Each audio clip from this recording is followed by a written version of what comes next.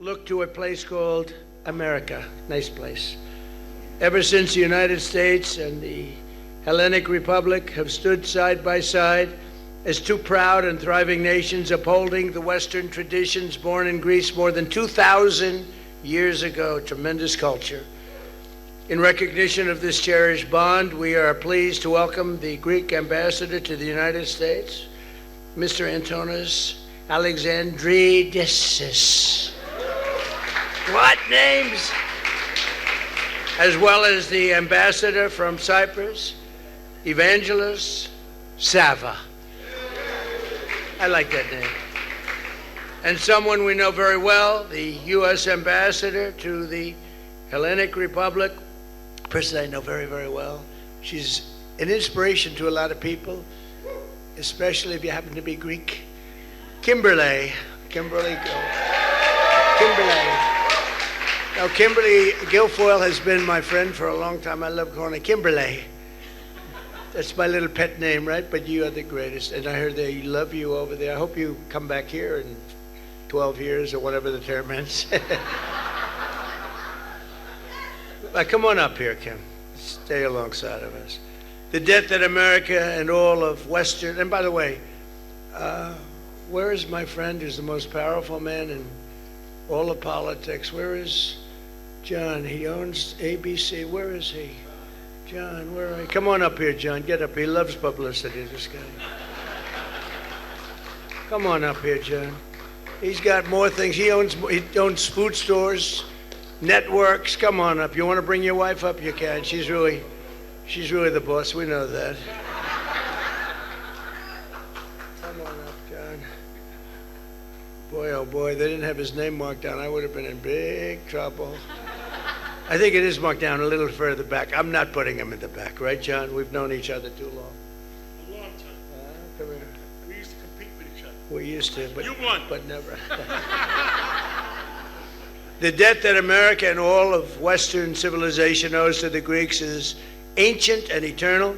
And to this day, American soldiers plunge into combat strengthened by the legends of Spartan warriors.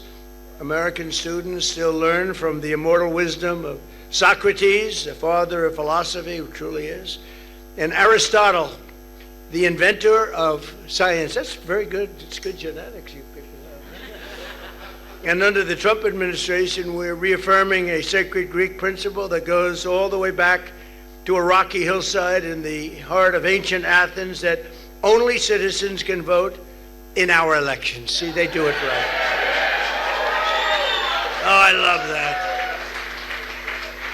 Michael, we're going to have to use that phrase a little bit more powerfully.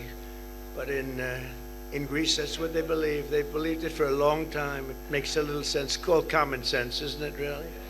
Like so many Americans before us, the Trump administration is also drawing inspiration from the renowned Greek builders and engineers whose works have stood the test of time, incredibly, too.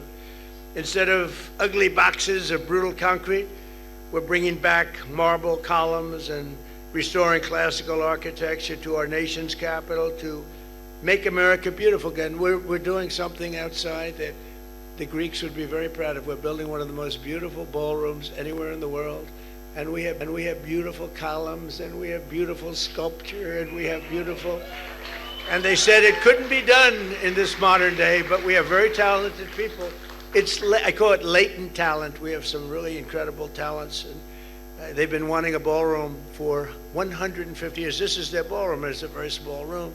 This will serve for cocktails now, and we'll be able to do it right. But, you know, we used to, when a dignitary came, like His Eminence, they'd have a tent on the lawn, and when it rained, you were in deep trouble because the water would gather under the tent, and it was not pretty when you would see the president of a major country or prime minister or somebody of great religious faith where you had thousands of people and the water was over their shoes. It didn't play well for the women. It was not a good situation. So we're taking, and by the way, see that beautiful gold curtain? Behind that is a knockout panel. And when we do knock out that panel, it'll be opened in about a year and a half, maybe less. I build on time, on budget. I build actually faster than time and under budget, unlike the Federal Reserve. And right there is going to be the entrance. It'll be a beautiful, magnificent tunnel to the building, and it's going to be something that they've wanted. Other presidents have wanted this for literally 150 years. We never had it in the White House. As all of you are aware, I spent my life as a builder in New York, and from my earliest days in that city, I've known and loved this incredible Greek American community and Greek architecture. I love Greek architecture. I actually like the community more than the architecture. I think that I can say, but I do love the architecture, but I love that community. From Astoria, I know more about Astoria than you want to know. In Queens, to the famous Greek diners that are staples of every neighborhood. Nobody has diners like the Greeks. Nobody does it like, I don't know what it is. But New York would not be the same without the grit and the spirit of Greeks. 25 years ago on September 11, 2001, the Greek community lost a storied institution in the 9/11 attacks, the St. Nicholas Greek Orthodox Church, which all of you remember, I do.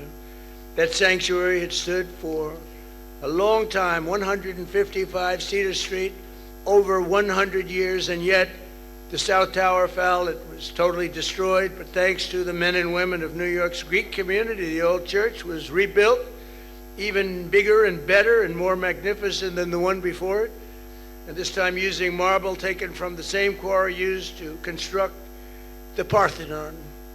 The church now stands as a house of prayer and national shrine for all of the visitors to that sacred soil and ground zero. Oh boy, what a day that was, right? What a terrible day that was. We're pleased to be joined by one of the Greek titans who helped to rebuild this thing. I got to introduce him again now, John Cassimatidis. And Margot, much more importantly. Margot, I want to thank you. John, he's really a friend of mine. The guy's great. He's a great guy, very successful. And he's a nice person. A lot of people don't think so, but I know so. Okay, we're going to train them. We're going to train them, John. And he's, above all, a great patriot. Really are, too. We appreciate it.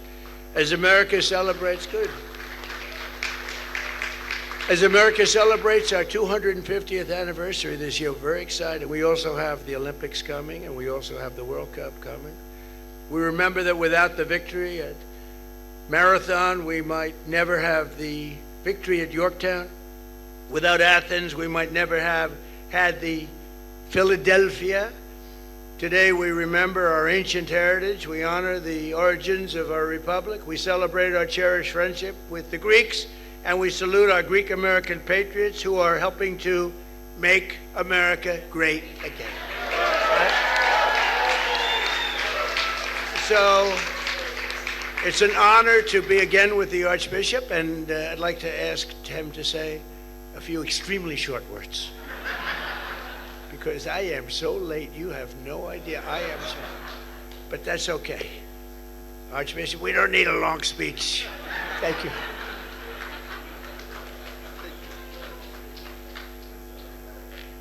Thank you, Mr. President. I will be brief, I promise. Greeks like to be brief in the words. So today, Mr. President, once again, you bestow a superlative honor upon the Greek-American community by your recognition of Greek Independence Day, March 25th.